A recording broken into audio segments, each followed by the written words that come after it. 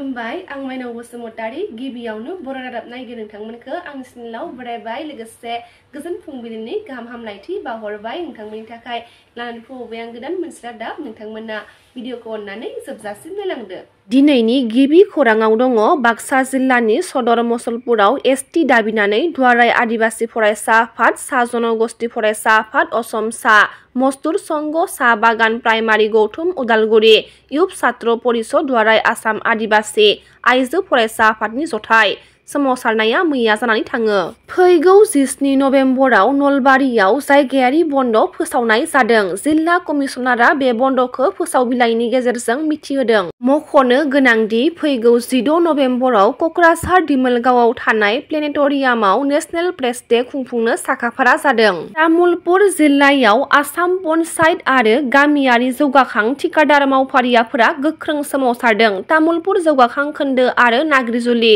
जौगाखां खोन्दोनि लांगोना मोखाङाव गासै मावफारिफोरा खामानि मावनायखौ बन्द खालामनानै गोख्रों धरना होदों। जायनि थाखाय बन्द सोमावसारनायनि थाखाय तामुलपुर आरो नाग्रिजुलि गामियारि जौगाखां बिफाननि गोनांथार खामानिफोरा थाबथानानै दङ होनना खौरां मोननाय जादों। 24 नं मसलपुर बियाब DCLCCनि मासिगिरि महरै BTCनि बारग' EM अनसुमै खुंगुर बर'नो बिबान होबाय। गोदानै जोनोम मोननाय BPP राजखान्थि हान्जाखौ नलबारि जिल्लायावबो दाफुंबाय।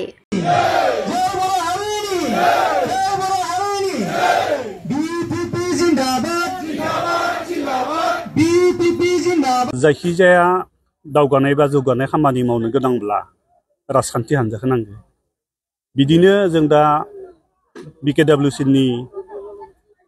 सिङाव थानाय जों नलबारि जिल्लायाव गोबां बर' गामि दं, प्राय 80+। दा बेफोर गामियाथ' जोंनिया गोग्लैसोनानै दोङो। सोरबा BJPदो सोरबा AJPदो सोरबा कंग्रेसदो राजखान्थि गुबुन हारिजों जोङो थांफानानै जोंहा दासिमबो जों बर' हारिया दावगानो हायाखै। मानो होनोब्ला सरकारि न' बांफोरखौबो मोनफुंजोबनो हायाखै। अरुणोदय आसनि बायदि बायदि लामा लथाफोराबो दाबो मोजां जाफुङाखै, गाज्रि। बेखायनो आं सानो दा बे राजखान्थि हान्जाया जोंनि साननाय थांखिफोरखौ जाफुंहोगोन होननानै। मानो बुङोब्ला दा हाग्रामा सारिनि बिथोन लानानैनो जों बे राजखान्थि हान्जाखौ बे 1 नं बालितेरा गामियाव जों खुंनो लानाय जादों एबा दिनै खुंफुंनो हाबाय। खुंफुंनो हानानै आं जोबोद गोजोननाय मोन्दों आरो जोंनि मिरु आफादनि सार बिथांमोनाबो गोजोननाय मोन्दों होननानै जोंनिसिम फोरमायदों। राजखान्थि हान्जाखौ खायफाया बुङो आं राजखान्थि हान्जाखौ मोजां मोना, खिन्थु डेभेलपनि खामानि मावनो गोनांब्ला राजखान्थि हान्जाखौ नांथारगौ। बे बड' पिपुल्स पार्टी राजखान्थि हान्जाया जोंनि बर' गामिफ्राव जौगानाय बा दावगानाय खामानि मावगोन होननानै आंहा गोसो गोरबोआव मोनसे फोथायनाय दङ आरो आं गोबां बुंलिया, बेखिनियावनो बुंनानै दिनैनि सुंद' बिबुंथिखौ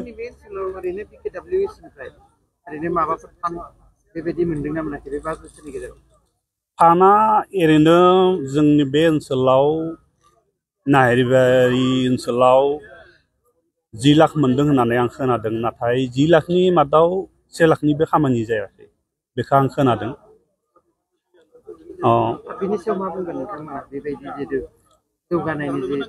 बिदि जुदि खामानि मावोब्लाथ' बेथ' जेबो दावगानाय जाया। दा जोंनि बे राजखान्थि हान्जायाव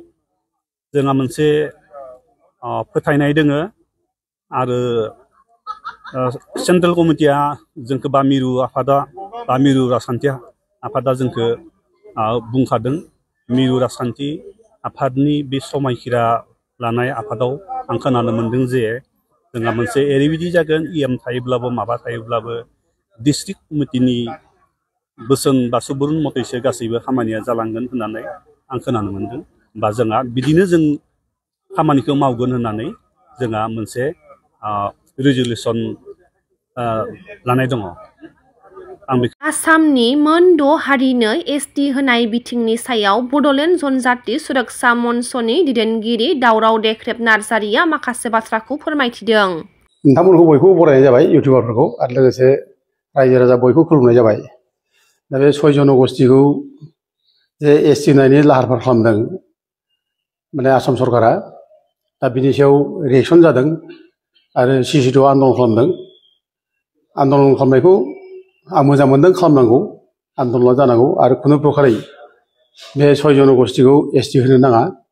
6 जनगोष्ठीया एसटि जायोब्ला जोंनि थाखानाय एसटिनि जायनाखि मोनथायफोर दं बे गोमाजोबगोन एभ्रिथिं जोंनि जायनाखि राइट्स दं बिसोर बेखौ दखल खालामनानै लागोन दा गथे बे 6 जनगोष्ठीया एसटि जानायखौ आं खुनु दिन सापर्ट खालामा आरो जाहोनो नाङा आरो लोगोसे सिसुट'आ जा आन्दलन खालामदों आरो बेखौ मोजाङै खालामनांगौ दा आं बिनि डिमट नङा एगेन्स्ट नङा खिन्थु बाथ्रा मा सिसुट'आनि जायनाखि दैदेनगिरिफोर बिसोर दुरबल जों नुदों गोरासो जानांगौ आङो दा दाखालिनि जायनाखि प्रेस मिट माने टिभि टक श' आं बेयाव नुदों बे जोंनि आदित्य खाख्लारिनि बाथ्रा बुंनाय बिसोर मोनसे कम्प्रमाइज जानो नागिरनाय कम्प्रमाइजिं टेन्डेन्सि बेबायदि माने 6 जनगोष्ठीखौ बोरैबा एकोमोडेट खालामनो हायो नामा ट्राइबेलफोरखौ जाहाथे माबा जायाजासे बिदि बाथ्रा मोनसे दुरबल मोनसे स्टेन्ड लानाय नुदों दा दुरबल जानो नाङा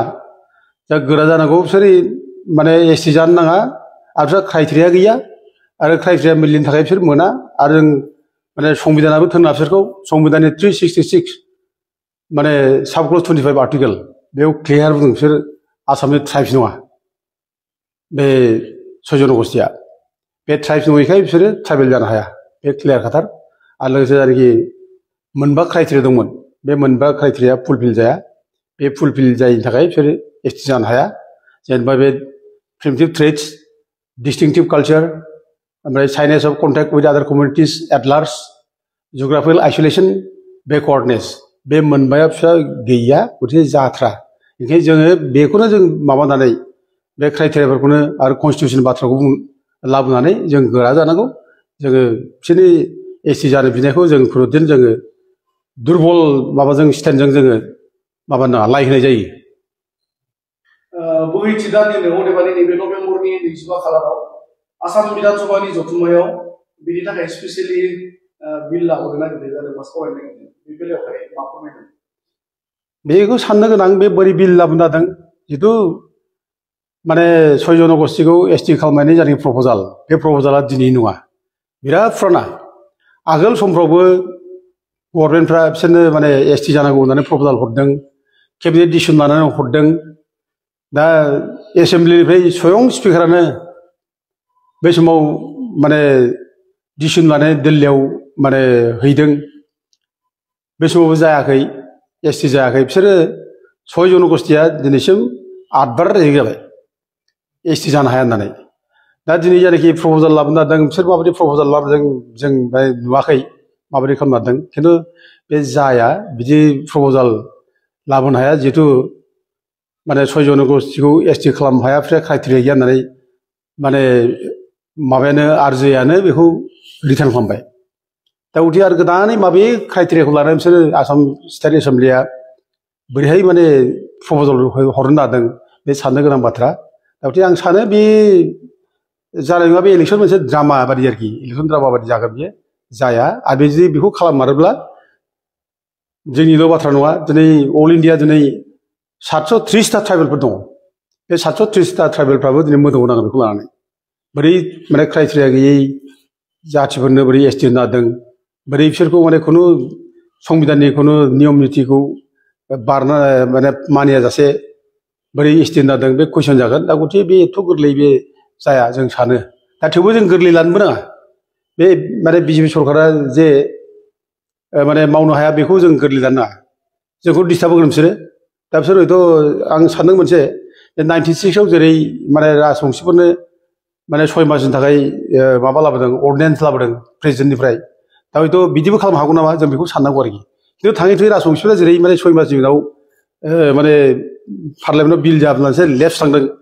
माने क्राइटेरिया फिलाप जायैनि थाखाय आयेना माबा सापर्ट खालामैनि थाखाय दा हयथ' बिसोरनाबो बिदि जागोन आरो जोंबो प्रिपेयार जाखानांगोन जुदि बिसोरखौ माबा खालामोब्ला